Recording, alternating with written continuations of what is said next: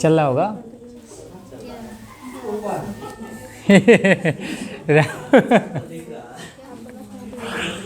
चलिए आइए, गौर कीजिएगा, गौर फरमाइएगा सभी आदमी। अभी तक हम लोग बायोलॉजी का जितना भी टॉपिक था लमसम 6 से 7 टॉपिक हम लोग बायोलॉजी का ख़त्म कर चुके हैं क्या। आज तो हम लोग चलेंगे केमिस्ट्री, और 5-6 माने टॉपिक जो है से केमिस्ट्री का ख़त्म कर देते हैं, फिर फिजिक्स का ख़त्म कर देंगे तो ज़्यादा बेटर रहेगा क्या। आज हम लोग चलेंगे केमिस्ट्री, और सभी आदमी गौर से क्या कीजिएगा, ध्यान दीजिएगा, और बिना समय गवाए हुए हम लोग सेशन को क्या करते हैं, स्टार्ट करते हैं। ठीक है, एकदम शुरू से चलेंगे, इस बात को ध्यान रखेंगे। और जितने आदमी हमारे चैनल पर नए होंगे वो चैनल को सब्सक्राइब भी कर लीजिएगा और बेल आइकन को भी दबाना मत भूलिएगा, ठीक है ना। और दोस्त महिमों में भी वीडियो को थोड़ा सा शेयर जरूर कीजिएगा। ओके, चलिए आइए, अब आज नहीं कीजिएगा आप लोग। ओके, अब अभी से हम लोग फालतू बात नहीं, हम ओनली फॉर सेल्फ स्टडी हम लोग कर लेते हैं, थोड़ा सा रिवीजन कर लेते हैं केमिस्ट्री का। क्या, आइए सबसे पहले हम लोग चलेंगे पदार्थ के बारे में। किसके बारे में चलेंगे, पदार्थ। निकाल के रखिएगा कॉपी, और आप लोग भी कॉपी निकाल के रखिएगा, जहां दिक्कत होगा वहां पर नोट कर लीजिएगा, ठीक है ना, ज़्यादा बेटर रहेगा। जैसे लिख के पढ़ने में जल्दी याद होता है, खाली सुनने से याद नहीं होता है। लिखिए, याद कीजिए, लिखिए, ज़्यादा बेटर होता है, ठीक है ना। पदार्थ के बारे में आते हैं, तो सुनिएगा पदार्थ क्या है। तो सबसे पहले ये ध्यान रखेंगे, जो स्थान घेरता हो, जिसमें द्रव्यमान हो, जिसमें भार हो, क्या उसको हम लोग क्या कहते हैं, पदार्थ कहते हैं। क्या कहते हैं, पदार्थ। पदार्थ की अगर देखा जाए अभी जो है टोटल कितनी अवस्था, 5 अवस्था। कितनी अवस्था, ठोस, द्रव और गैस और प्लाज्मा, और एक बोस-एंजाइम कंडेंसेट, याद रखेंगे। अब कहेगा सर ठोस किसको कहा जाता है, जिसकी आयतन और आकृति दोनों निश्चित होता है। आयतन और आकृति दोनों क्या होता है, निश्चित होता है, उसे हम लोग क्या कहते हैं, ठोस। और जिसकी आयतन क्या, निश्चित, बाकी आकृति अनिश्चित हो, उसे द्रव कहते हैं। क्यों, क्योंकि अगर गिलास में अगर रखिएगा तो गिलास के आकार का हो जाएगा द्रव, कटोरी में रखिएगा कटोरी के आकार का हो जाएगा, छिपा में रखिएगा छिपा का आकार का हो जाएगा, माने वो आकार चेंज करते रहेगा, बाकी उसका आयतन निश्चित रहेगा। याद रखेंगे। एक बताओ, याद रखेंगे, कौन ऐसा है जो कभी माने पूरे विश्व या कहीं भी वह चेंजिंग नहीं होता है, द्रव्यमान, वह चेंजिंग कभी नहीं हो सकता है। याद रखेंगे। अब आगे चलते हैं गैस के बारे में, जिसका आयतन और आकृति दोनों क्या होती है, अनिश्चित। सिमरन क्या होती है, अनिश्चित। कुछ है क्या,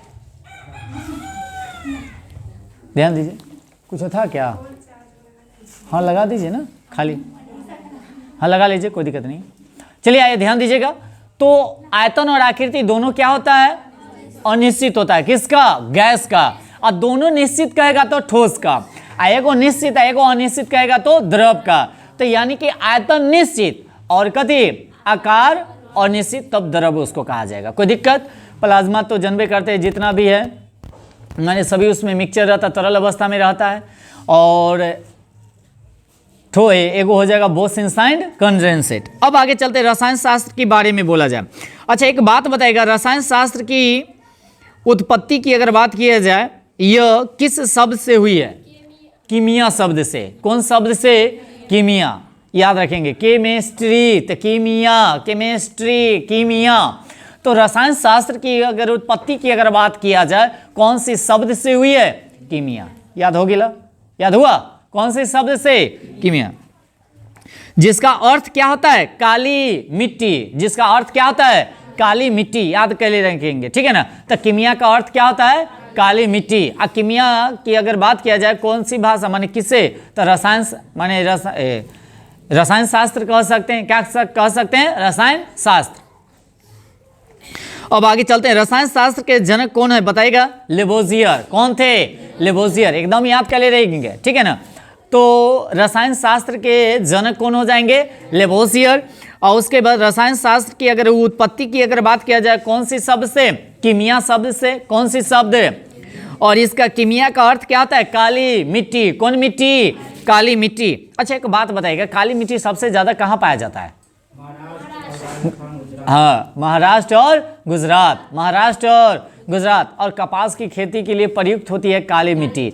इसको दरारी मिट्टी भी कहा जाता है, और इसे रेगुड़ मृदा भी कहा जाता है। याद रखेंगे, कपासी मिट्टी भी, दरारी मिट्टी भी, सब इसी को कहा जाता है। याद रखेंगे, ठीक है ना। अब आगे, इस विज्ञान के माने विज्ञान कहा जाता है, माने इस विज्ञान का क्या विज्ञान कहा गया, किसको? रसायन को। किसको? और रसायन विज्ञान के जनक कौन हो जाएंगे? लेवोजियर। कौन हो जाएंगे? लेवोजियर। याद रखेंगे, कौन हो जाएंगे? लेवोजियर। अच्छा, एक बात बताइएगा, है ना, पदार्थ या द्रव की अगर बात किया जाए, संसार में वे सब पदार्थ जो स्थान घेरते हैं तथा जिसमें भार होता है उसको हम लोग क्या कहते हैं? पदार्थ कहते हैं। क्या कहते हैं? पदार्थ। अब विश्व के सभी वस्तुएं पदार्थ है। जो अपने नग्न आंखों से जितना भी वस्तु को हम लोग देखते हैं वह सब क्या है? पदार्थ है। क्या है? पदार्थ है। किंतु प्रकाश पदार्थ नहीं है, क्योंकि हम प्रकाश को नहीं देख पाते हैं। देख पाते हैं क्या? नहीं देख पाते हैं। वायु को देख पाते हैं क्या? नहीं। तो जो अपने आंखों से नहीं देख पाएंगे वह पदार्थ नहीं है, और जो अपने आंखों से देखेंगे वह सभी क्या है? पदार्थ है। क्या याद रखेंगे? इनमें भार नहीं होता है। प्रकाश में कोई भार है क्या? भार नहीं होता है। पदार्थ की कई प्रकृति होती है। पदार्थ की कई प्रवृत्ति होती है, प्रकृति होती है, यानी कि अवस्था होती है। क्या? जैसे 5 अवस्था भी हम बता दिए थे आप लोगों को। अब जैसे कहेगा पदार्थ को यानी कि 2 भागों में बांटा गया, एक भौतिक आधार पर, एक रसायन आधार पर बांटा गया। अगर देखा जाए भौतिक आधार पर जो बांटा गया, उसको जो बांटा गया इसको 5 भागों में बांटा गया। कितने भागों में?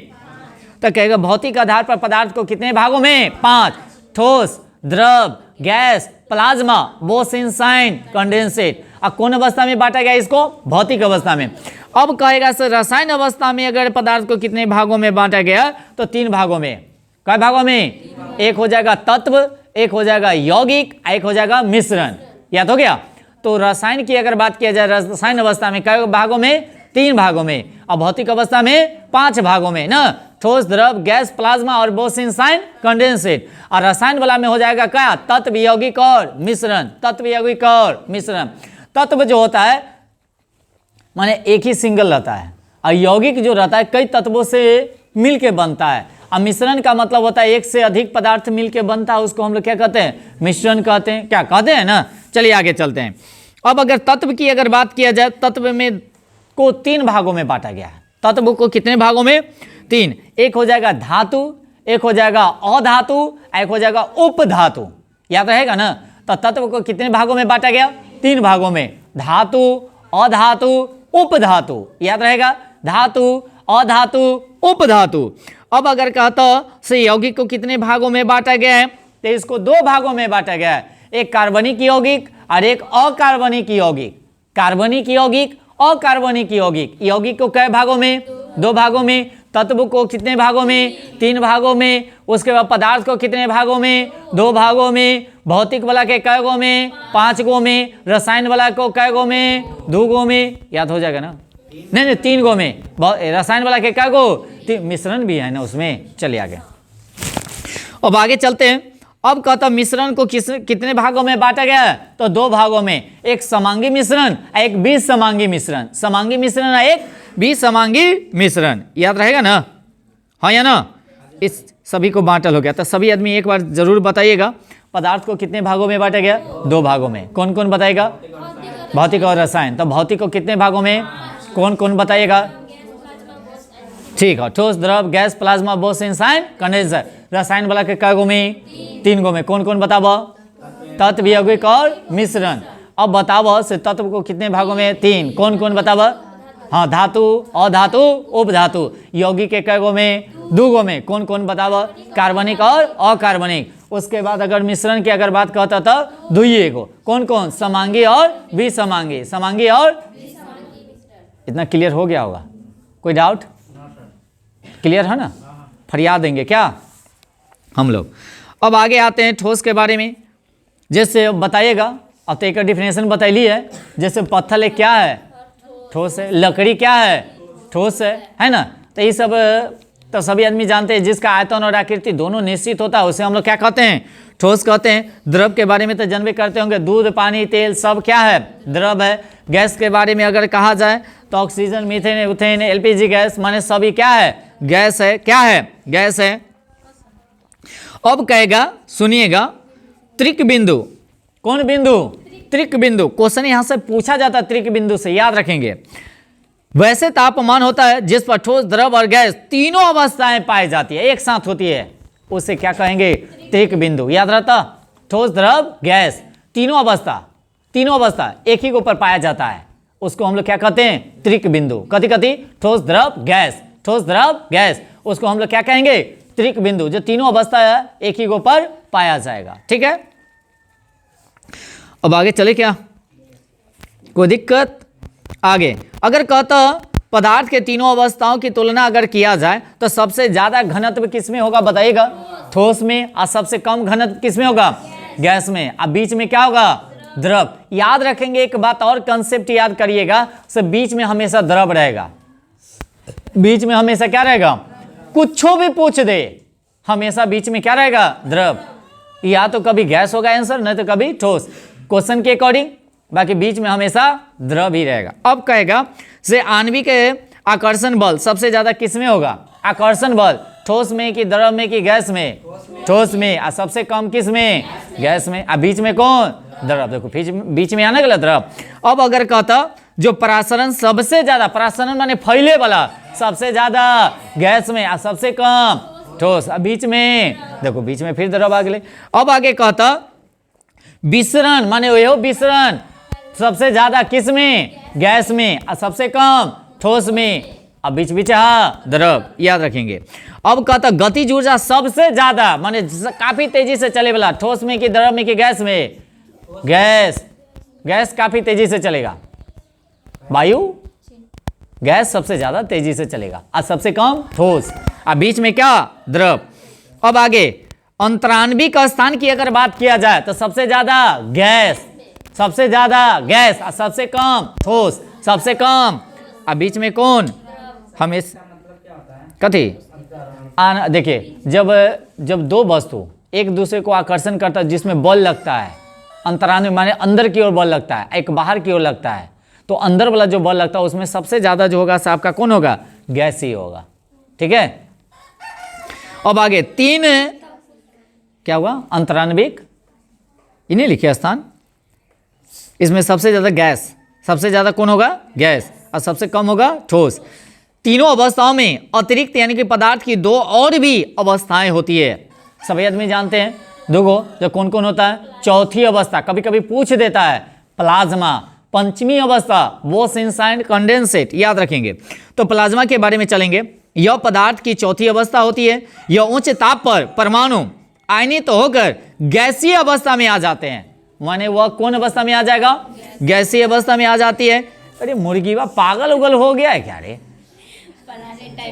ये हमेशा यही टाइम में माने बोलते रहता है।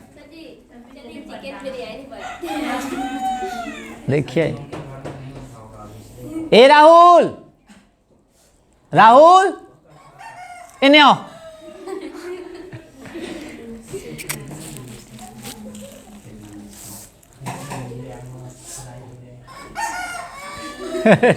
रुक ही नहीं रहा है।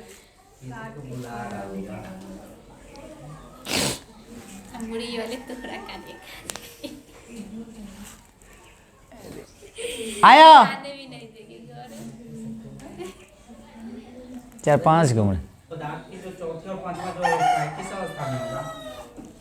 चौथी अवस्था पहले यह तो कह लिया, पहले जो है से इस पे कोको कर रहा है, उसको मारता एक ढेपा पीछे जाके, मजाक खरा कैले है। चलिए आगे।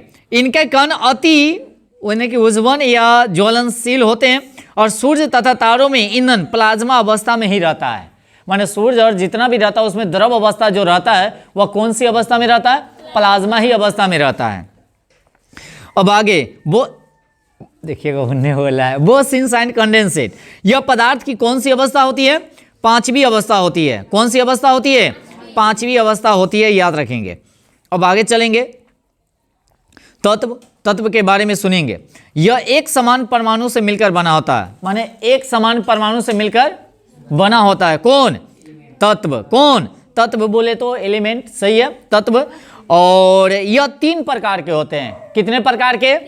3 प्रकार के होते हैं। कौन कौन बताएगा? ये धातु, अधातु, एक होता है उपधातु। क्या होता है? धातु। अब देखिएगा धातु का मतलब क्या? जिसमें धारा प्रवाहित किया जा सकता है कि नहीं? हाँ या ना? अधातु जिसमें धारा प्रवाहित नहीं किया जा सकता है। और एक उपधातु होता है जिसको हम लोग अर्धचालक भी कहते हैं, जो कुछ धारा प्रवाहित होती है, कुछ धारा प्रवाहित पूर्ण रूप से नहीं हो सकता है, ठीक है ना। माने जैसे उपधातु का मतलब है अर्धचालक हो गया। अर्धचालक के मतलब क्या, जैसे सिलिकॉन हो गया, जर्मेनियम हो गया, पूर्ण रूप से इसमें नहीं माने धारा प्रवाहित किया जा सकता है। हाँ हाँ, वो तो बहुत सारा है, जैसे ग्रेफाइट एक क्या है, अधातु है, उसके बाद भी विद्युत का सुचालक है। हीरा धातु है, उसके बाद भी विद्युत का कुचालक है। तो इस आप बाद में बहुत सारा आ जाएगा। हाँ ठीक है, अब कोई डाउट? चलिए क्लियर होने गया। अब कहता है ऐसे जे चमकने वाली चीज जो होती है ऐसे सभी सोना होता है, गलत है। आयोडीन भी यहाँ पर चमकता है और धातु होते हुए भी चमक है उसमें, तो ये अपवाद में आ जाएगा। ये क्या आ जाएगा? अपवाद में। न कहता है जे कहता से धातु में कौन कौन सा गुण पाया जाता है, तो सुनेगा धातु में विशेष प्रकार की चमक होती है, तो कहते रे चमक कैसे से सोना हो जाता है या धातु हो जाते है, गलत। आयोडीन भी चमकता है और धातु होते हुए भी क्या।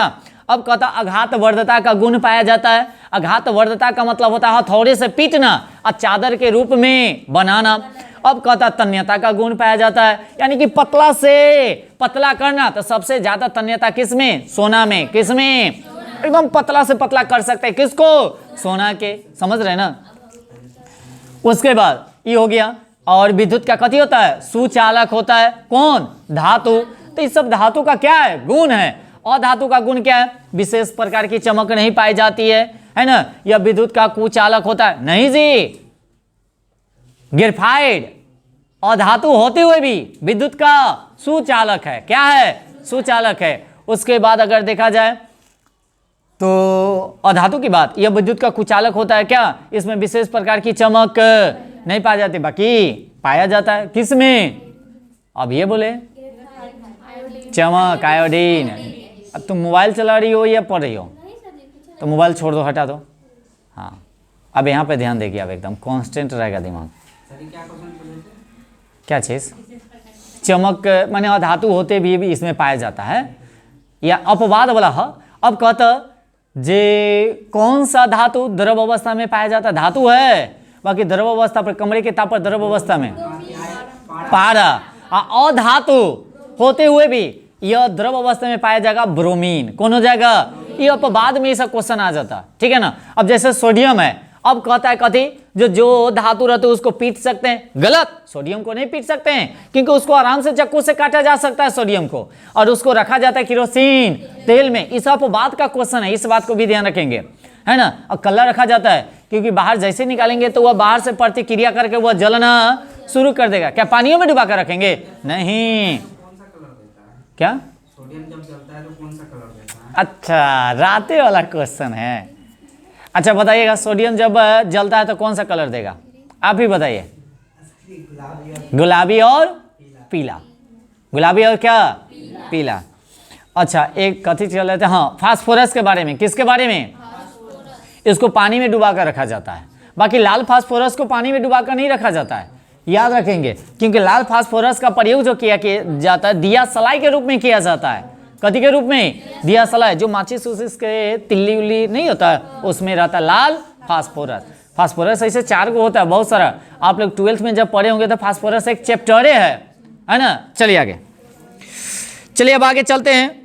अब देखिएगा धातु कौन हो जाएगा? लोहा, कॉपर, ये कथी है? धातु है। और धातु के मतलब हो जाएगा गैस, कार्बन, ये सब क्या है? अधातु है। और उपधातु का मतलब हो जाएगा जर्मेनियम, सिलिकॉन। क्या? अगर कहेगा से मोबाइल का जो चिप्स रहता है वह क्या चीज का? सिलिकॉन का बना रहता है। सौर प्लेट वाला जो रहता है, जो प्लेट में जो है किसका प्रयोग किया जाता है? सिलिकॉन का ही प्रयोग किया जाता है, याद रखेंगे। समझते मेरी बात? यौगिक के बारे में अब आते हैं। किसके बारे में? यौगिक। देखिएगा, यह 2 या 2 से अधिक तत्वों से मिलके बना होता है। कौन? यौगिक। यौगिक सिंगल नहीं रहेगा, यह 2 या 2 से अधिक। जैसे अब जल एक क्या है? यौगिक। क्या है? यौगिक। क्यों? क्योंकि जल का सूत्र होता है H2O, माने हाइड्रोजन और ऑक्सीजन, 2 तत्व मिला ना, तब जाकर कथी हुआ? जल का निर्माण हुआ। तो इसको हम लोग कहेंगे यौगिक। क्या कहेंगे? यौगिक ना। चलिए आगे। अब कहता 2 या 2 से अधिक के तत्वों के निश्चित अनुपात में मिलाने से क्या बनेगा? बताइएगा। यौगिक। क्या बनेगा? अब देखते हैं कार्बनिक यौगिक के बारे में समझ लेते हैं, जिनमें कार्बन अनिवार्य रूप से होता है। कार्बनिक यौगिक होगा। और जिसमें कार्बन की मात्रा न हो उसको क्या कहेंगे? अकार्बनिक ना। अब कहा जाए कार्बनिक यौगिक की अगर बात किया जाए तो CH4 का मतलब होता है मीथेन। मीथेन में कार्बन होगा कि नहीं होगा? होगा। क्या होगा? होगा। उसके बाद Fe2O3, इसमें भी आपका कार्बन की मात्रा होगा। अच्छा, नहीं, इसमें नहीं होगा, इसमें कार्बन की मात्रा नहीं है। हाँ, CO2 में होगा। कार्बन डाई, इसमें कार्बन की मात्रा होगा।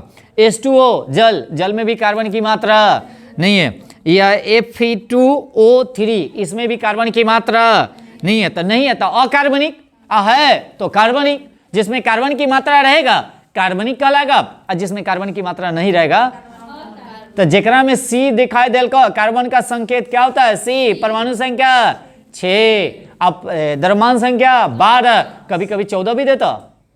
हाँ जी, जब समस्थानिक और संभारिक की अगर चर्चा किया जाए तो उसका द्रव्यमान संख्या कभी कभी 12 भी और कभी कभी 14 भी देता है। इस बात को भी ध्यान रखना होगा आपको, है ना, कंफ्यूज नहीं होगा। समस्थानिक किसको कहा जाता है? जिसकी परमाणु संख्या समान और द्रव्यमान संख्या भिन्न भिन्न हो, समस्थानिक। और जिसका द्रव्यमान संख्या समान और परमाणु संख्या भिन्न भिन्न हो, संभारिक कहा जाएगा। एक सम न्यूट्रॉनिक जो होता है समान होता है, उसमें, है ना, दोनों क्या होता है? समान ही होता है। न्यूट्रॉनों की संख्या क्या होती है? समान होती है, उसको सम न्यूट्रॉनिक कहा जाएगा। सम न्यूट्रॉनिक माने न्यूट्रॉनों की संख्या समान हो। चलिए आगे, अब आगे चलें, मिश्रण के बारे में चलते हैं। किसके बारे में? मिश्रण क्या होता है? दो या दो से अधिक पदार्थों को जब मिलाते हैं तो क्या चीज का निर्माण होता है? मिश्र धातु का। किसका? मिश्र धातु का निर्माण होता है। जैसे अगर कहा जाए तो इसको दो भागों में बांटा गया है, एक विसमांगी, एक होता है, हाँ, एक समांगी, एक विसमांगी मिश्रण, याद रखेंगे। अब कहता है विसमांगी मिश्रण किसको कहा जाता है? जिसमें मिश्रण के विभिन्न अवयव दिखाई पड़ते हैं, माने जल्दी मिलेगा, मिलाइएगा ना तो नहीं मिलेगा।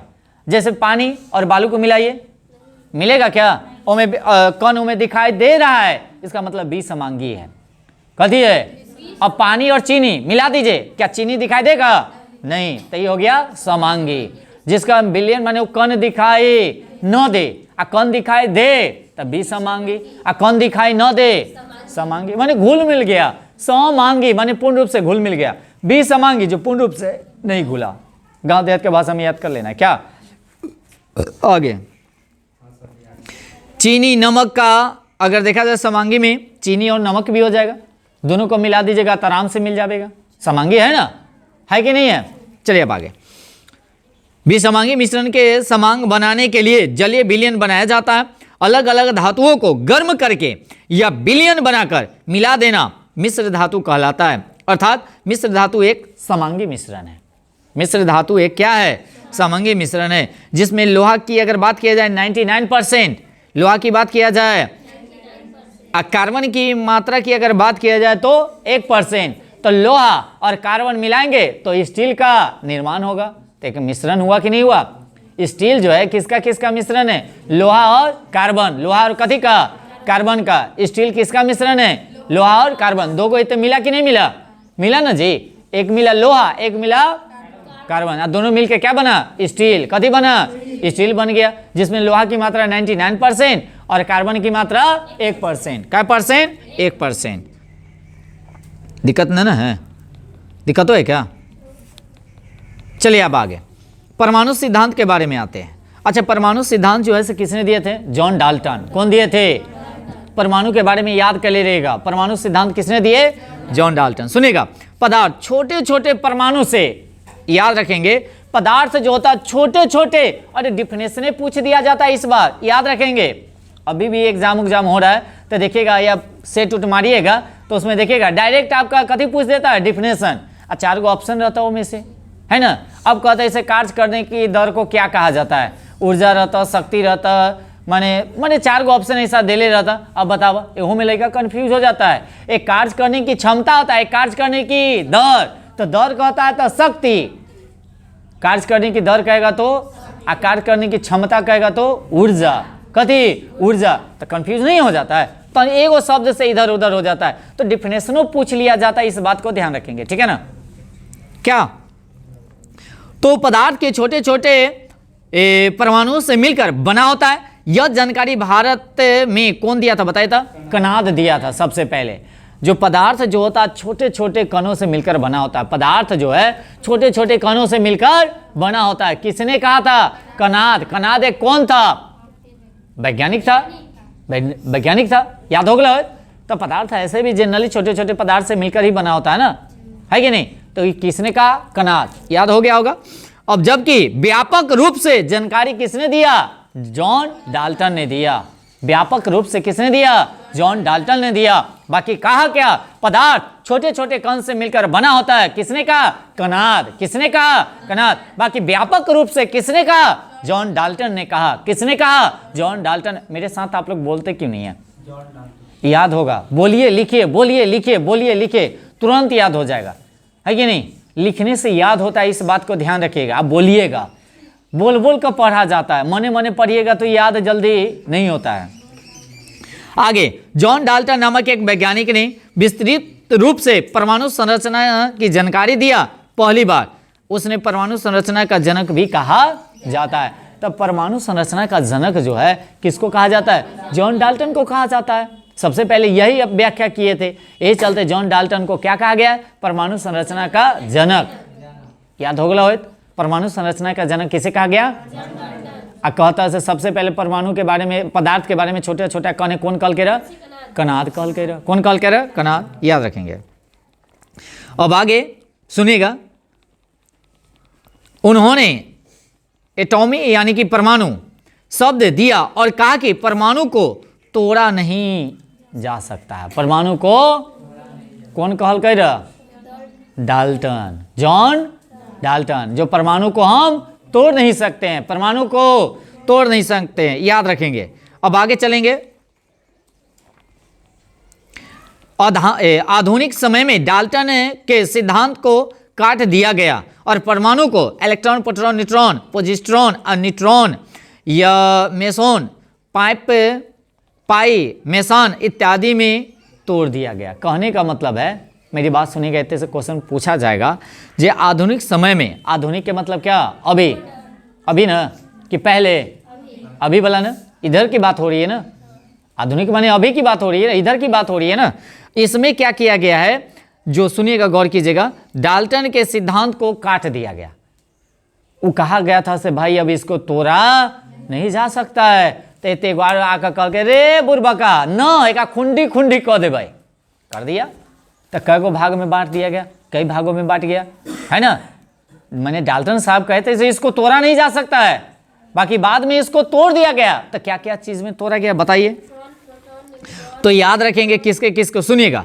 परमाणु को इलेक्ट्रॉन में तोड़ा गया, प्रोटॉन में तोड़ा गया, न्यूट्रॉन में तोड़ा गया, उसके बाद पॉजिट्रॉन में तोड़ा गया, उसके बाद न्यूट्रॉनों में जो तोड़ा गया, इसका मेसोन में तोड़ा गया, पाई मेसान में तोड़ा गया, इत्यादि में सभी में तोड़ दिया गया।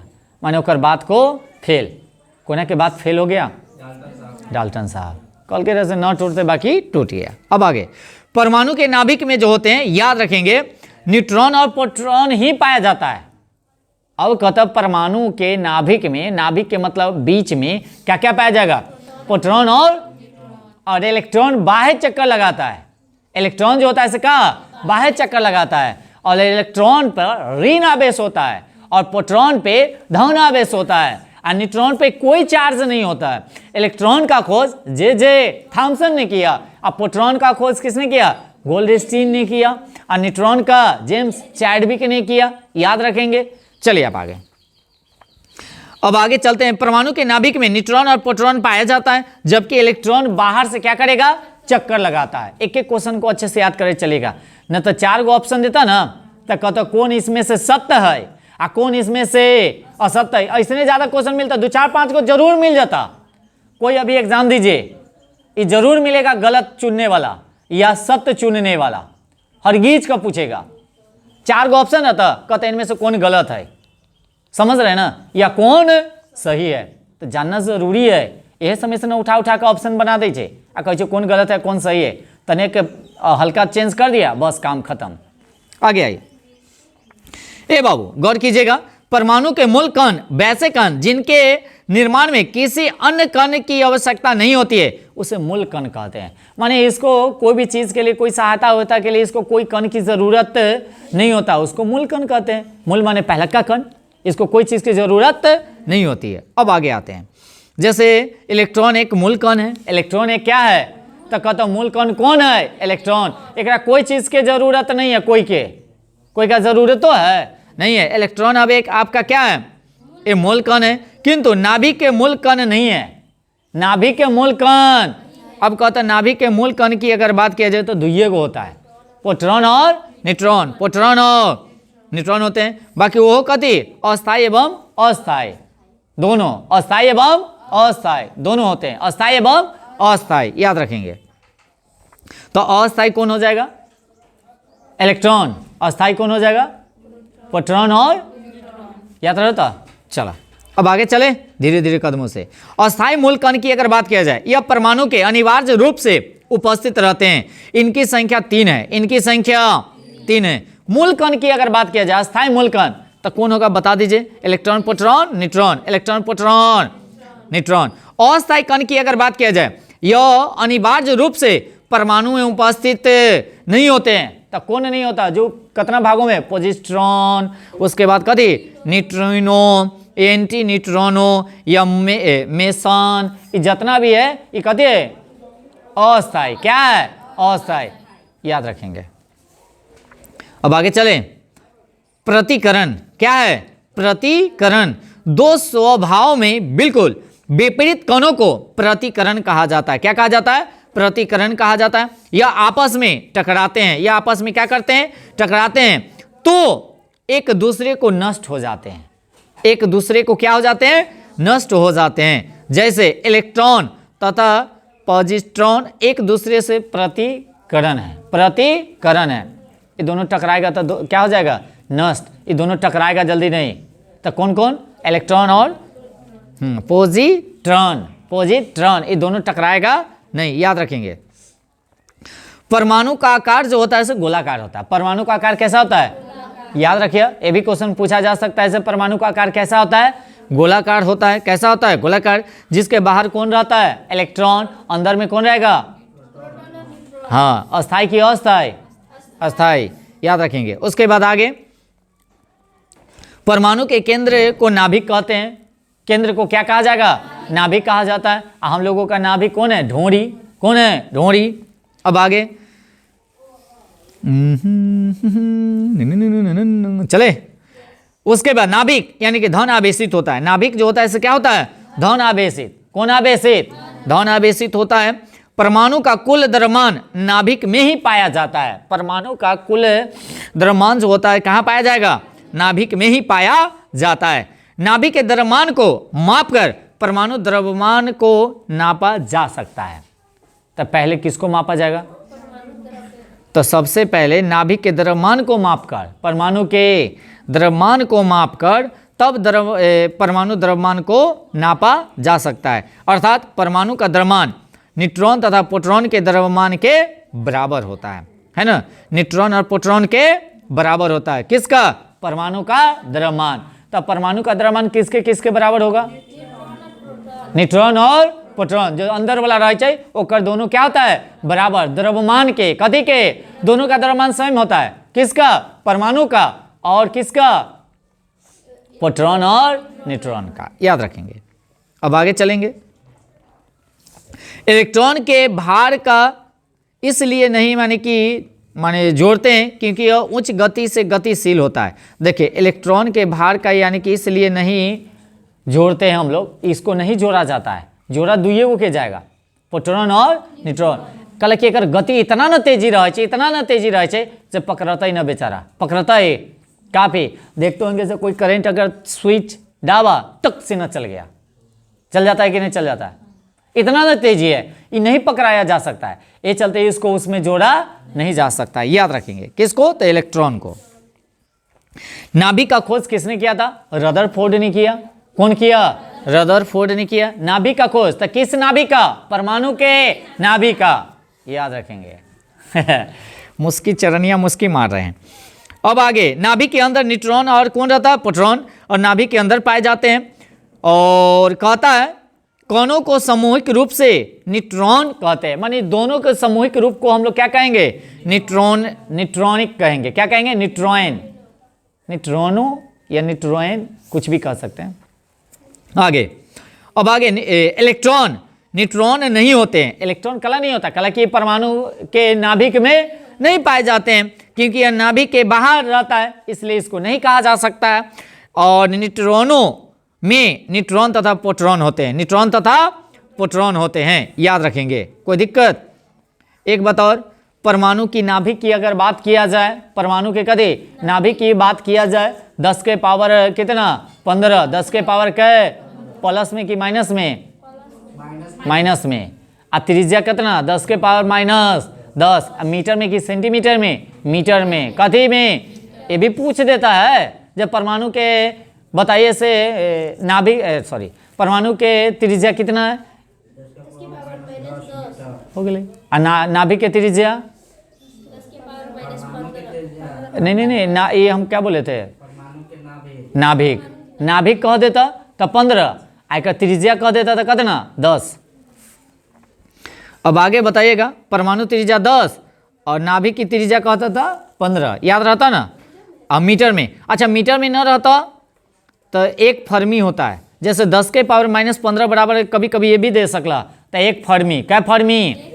आ 10 के पावर -10 बराबर दे देता है एक एंगस्ट्रॉम। कथी दे देता? कभी कभी यह भी दे सकला, याद रख ले रहिए। अच्छा बाय देवे 10 के पावर इतना मीटर तब बराबर किसके बराबर है? तो कथी? एक एंगस्ट्रॉम के बराबर है। अगर कह देता 10 के पावर -15 मीटर किसके बराबर है? तो एक फर्मी के बराबर है, माने दोनों का मान सेम है। मेरी बात समझे कि नहीं? तो एक फर्मी भी दे सकता है या एक एंगस्ट्रॉम भी दे सकता है, कोई दिक्कत? अब आगे, अब कहता परमाणु की त्रिज्या किसमें मापा जाता है? एंगस्ट्रॉम में मापा जाता है। किसमें मापा जाएगा? अगर कहता नाभिक की त्रिज्या किसमें मापा जाएगा? फर्मी में मापा जाएगा। किसमें मापा जाएगा? अभी वही ना अभी लिखा है, कथी में मापा जाएगा? फर्मी में मापा जाएगा, है ना? आगे, परमाणु की त्रिज्या नाभिक की त्रिज्या से 1 लाख गुना अधिक होती है। नाभिक की त्रिज्या से 1 लाख गुना अधिक होती है। किसकी त्रिज्या? परमाणु की त्रिज्या। कै लाख? 1 लाख, याद रखेंगे। या कभी कभी ऐसा भी दे सकता है 10 के पावर 5। 10 के पावर 5 का मतलब कथी? 1 लाख नहीं होगा, 5 को सुनना होगा तो होगा कि नहीं होगा? चलिए अब आगे, परमाणु मॉडल अब आते हैं। कौन मॉडल? परमाणु मॉडल। एक एक क्वेश्चन को हम लोग नाश्ते नाबूद करेंगे, ठीक है ना? चलिए बिना समय गवाए हुए हम लोग सेशन को स्टार्ट करेंगे। क्या क्या जी? कोई डाउट भी है तो बोलिए, एकदम एक एक क्वेश्चन को नाश्ते नाबूद कर दीजिएगा घरे जाकर, ठीक है ना? अब आते हैं वह मॉडल जिसमें नाभिक में कहता है इलेक्ट्रॉन, प्रोटॉन तथा न्यूट्रॉन की स्थिति को दर्शाया गया है, उसे परमाणु मॉडल कहा गया है। माने तीनों को जो दर्शाया गया है उसी को परमाणु मॉडल कहा गया है। तो किसको किसको दर्शाया गया? इलेक्ट्रॉन, प्रोटॉन, न्यूट्रॉन, याद रखेंगे। कोई दिक्कत है तो बताइएगा। अच्छा आप बताइएगा, अभी तो हम थोड़ा देर पहले बताइए दिए से सर्वप्रथम परमाणु मॉडल किसने दिया? हाँ, परमाणु मॉडल जे थॉमसन ने दिया था, जो इलेक्ट्रॉन का खोज किया था, याद रखेंगे। तो सर्वप्रथम यानी कि परमाणु मॉडल किसने दिया था? जे थॉमसन ने दिया, याद रखेंगे। और इसने अनुसार तरबूज का लाल वाला भाग, सुनिएगा मेरी बात, तरबूज सिद्धांत भी इसी को कहा जाता है। कौन सिद्धांत? तरबूज सिद्धांत इसी को कहा जाता है। कौन सिद्धांत? नहीं कहा जाता है, इसी को कहा जाता है। ने दिया, उन्हें परमाणु को तरबूज के समान माना। किसके समान? माने तरबूज के समान माना, ये चलते उसको तरबूज का सिद्धांत भी कहा जाता है। किसको कहा जाएगा? परमाणु मॉडल के, याद रखेंगे। और इसीलिए इसको कहा गया। इसके अनुसार तरबूज का लाल वाला भाग प्रोटीन होता है। लाल वाला भाग क्या होगा? हाँ सॉरी, प्रोटॉन होगा, प्रोटीन नहीं, प्रोटॉन होगा। और जबकि इलेक्ट्रॉन है तरबूज का क्या होता है? बीज। क्या होता है? बीज। उसी पे मैंने इंडिकेट किया तरबूज पर ही, जो लाल वाला भाग जो होगा सब प्रोटॉन होगा। कथी होगा? प्रोटॉन होगा। और बीज जो होता कड़िया वह क्या होगा? इलेक्ट्रॉन। यानी कि क्या? बीच वाला भाग जो होगा से कथी इलेक्ट्रॉन के समान होगा। किसके समान होगा? इलेक्ट्रॉन के समान होगा। उल्टा मत बोलियो, हम लोग कन्फ्यूज करवा दीजिएगा आप। चलिए आगे। उसके बाद आगे, इनके द्वारा प्रोटॉन की बताई गई स्थिति वास्तविकता से भिन्न होती है। वास्तविकता से क्या होती है? भिन्न होती है। क्या होती है? भिन्न होती है। आगे रदरफोर्ड यानी कि मॉडल की अगर बात किया जाए, यह मॉडल को अल्फा प्रकीर्णन मॉडल भी कहा जाता है। अल्फा बीटा गामा समझते हैं ना, अल्फा यानी कि प्रकीर्णन मॉडल भी कहते हैं। इसके रदरफोर्ड ने रेडियम के अल्फा किरण को निकाला था और सोने की यानी कि पतली परत पर यानी कि गहरा कथी प्रहार कराया था और निम्नलिखित जानकारी उससे मिली ना। कथी कथी मिला देखिएगा। अधिकांश अल्फा किरणें कहता है सोने की चादर को पार कर जाएगी ना, अतः परमाणु का आंशिक भाग खोखला होता है। आंशिक भाग क्या होता है? खोखला होता है। और क्या कहा, जो अल्फा किरणों की परमाणु में मध्य भाग से थोड़ी विचलित होती है यानी कि तिरछा होती है ना, होकर निकल जाती है। और उन्होंने कहा परमाणु का मध्य भाग एक कथी है ना, यानी कि नात्मक यानी कि पॉजिटिव कह सकते हैं, यानी कि धन आवेश होता है। कौन आवेश होता है? इस पे धन आवेश होगा। 20,000 में से एक अल्फा रे की अगर बात किया जाए परमाणु में मध्य भाग से टकराकर वापस आ गए।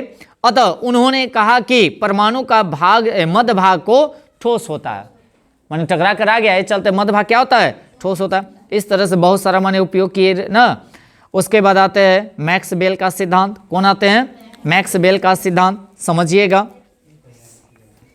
मैक्सवेल का सिद्धांत, उन्होंने विद्युत चुंबकीय सिद्धांत का प्रतिपादित किया था। तय क्या विद्युत चुंबकीय माने विद्युत चुंबकीय सिद्धांत का प्रतिपादित किसने किया था? मैक्सवेल ने किया था, याद रखेंगे। उन्होंने बताया क्या जानते हैं? जब कोई कण वृत्तीय मार्ग पर चलता है, वृत्तीय मार्ग के मतलब क्या? वृत्ताकार मार्ग पर चलता है, तब वह ऊर्जा का उत्सर्जन करता है। ऊर्जा का क्या करेगा? उत्सर्जन करता है। ऊर्जा का क्या करेगा? उत्सर्जन करता है, जिस कारण से उसकी ऊर्जा धीरे धीरे धीरे धीरे धीरे धीरे धीरे धीरे धीरे धीरे धीरे धीरे क्या हो जाएगा? समाप्त हो जाएगी। क्या हो जाएगी? समाप्त हो जाएगी ना। और इलेक्ट्रॉन नाभिक में गिर जाएगा। इलेक्ट्रॉन जो है नाभिक में क्या हो जाएगा? यानी कि गिर जाएगा, जिस कारण से परमाणु का अस्तित्व समाप्त हो जाएगा। परमाणु का अस्तित्व क्या हो जाएगा? समाप्त हो जाएगा, याद रखेंगे। यह जो है रदरफोर्ड के परमाणु मॉडल को अस्थायी बताया। कथी बताया? जैसे वो जो दिया था परमाणु कथी मॉडल जो दिया रदरफोर्ड के है ना, ये मैक्सवेल कहा से वो तो अस्थायी है। कथी है? उसी का मैंने कहा जो अस्थायी नहीं है, ये कखनियों भी समाप्त हो सकता है। कौन कहा? मैक्सवेल। कौन कहा? मैक्सवेल। कखनियों भी अस्थायी हो सकता है। उसके बाद बोरवारी का मॉडल दिखेगा। बोरवारी की मॉडल, इसी मॉडल को यानी कि मान्यता प्राप्त है, इसे नील बोर ने दिया था। तो कहेगा बोरवारी का मॉडल किसने दिया? नील बोर्स ने दिया। इसके अनुसार परमाणु के केंद्र में नाभिक होता है। इसके अनुसार कथी कहा जानते हैं? परमाणु के केंद्र में नाभिक होता है। नाभिक माने वो है, इससे पहले बताए थे, नाभिक में प्रोटॉन और न्यूट्रॉन होता है ना, नाभिक होते हैं। जबकि इलेक्ट्रॉन बाहर वृत्तीय कक्षा में चक्कर लगाता है। इसे संयुक्त रूप से न्यूक्लियॉन कहते हैं। क्या कहते हैं? जब इलेक्ट्रॉन अपनी मूल कक्षा में चलकर चक्कर अगर लगाता है तो वह ऊर्जा का उत्सर्जन नहीं करता है। ऊर्जा का उत्सर्जन नहीं करता है, अर्थात ऊर्जा में कोई परिवर्तन नहीं होता है। ऊर्जा में कोई परिवर्तन नहीं होता है, याद रखेंगे। जब कोई इलेक्ट्रॉन नाभिक के दूर वाली कक्षा में जाता है तो अर्थात निम्न कक्षा से उच्च कक्षा में जाता है तो वह बाह्य होता है। क्या होता है? बाह्य माने बाहर होता है। क्या होता है? बाहर। स्रोत से यानी कि ऊर्जा ग्रहण कर लेता है, अर्थात उसकी ऊर्जा बढ़ जाती है। जब कोई इलेक्ट्रॉन नाभिक से दूर वाली कक्षा में नाभिक के समीप वाली कक्षा में जाता है तो वह ऊर्जा का उत्सर्जन करता है। ऊर्जा का क्या करेगा? उत्सर्जन करता है। अब कुछ पॉइंट है उसको देख लेते हैं थोड़ा सा। क्या टाइम कितना हो गया? अब आगे आते हैं। जे थॉमसन की अगर बात किया जाए, इलेक्ट्रॉन का खोज किसने किया? कब किया था? 1897 में। 1800 कहिया। अच्छा, प्रोटॉन का खोज किसने किया? गोल्डस्टीन। कहिया किया? 1919। 1919। अच्छा, न्यूट्रॉन का खोज किसने किया? चैडविक। कहिया किया?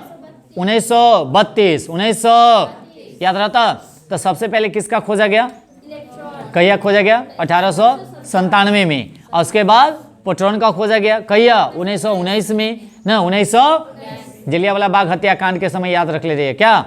और दूसरा तीसरा गोलमेज सम्मेलन के समय कौन न्यूट्रॉन का खोज किया गया? 1932 में।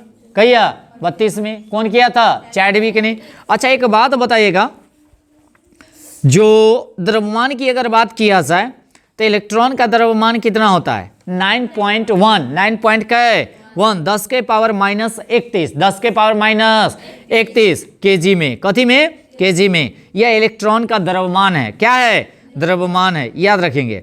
उसके बाद प्रोटॉन का द्रव्यमान जो हो जाएगा 1.6725। 1.6725 अगुने 10 के पावर माइनस 27। 10 के पावर माइनस क्या है? 27 केजी। ये भी हो जाएगा।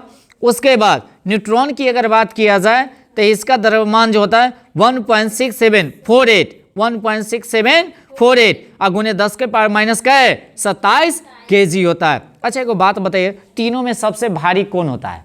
द्रव्यमान तो हम बता दिए, अब बता दीजिए।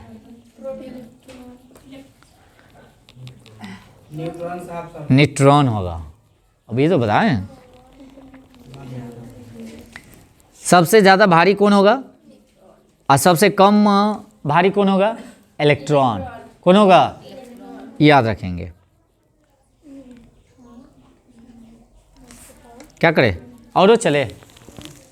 हाँ, रहने दे। तो ये में अभी खत्म नहीं हुआ है, इसका पार्ट 2 भी चलेगा, इस बात को ध्यान रखेंगे। और पार्ट 2 में हम सोचते हैं इसे ख़त्म करने का प्रयास करेंगे, और वो पार्ट 2 में ख़त्म नहीं होगा। पार्ट 2 भी ख़त्म अभी नहीं होगा, इस बात को ध्यान रखिएगा। लगातार पार्ट 1 पार्ट 2 का हम पढ़ते चलेंगे, जैसे जैसे टॉपिक आएगा वैसे वैसे कंप्लीट करे चलेंगे, ठीक है ना। क्योंकि अच्छे से नहीं डिटेल पढ़िएगा तो वो बेकार है कि नहीं। जब पढ़वे करेंगे तो अच्छे से पढ़ेंगे ताकि एक भी क्वेश्चन छूटे नहीं। और सभी आदमी एक बार वीडियो को थोड़ा सा लाइक ज़रूर कर दीजिएगा, है ना, और वीडियो को ज़रूर शेयर कीजिएगा, ठीक है। ए जितेंद्र, हाँ जी।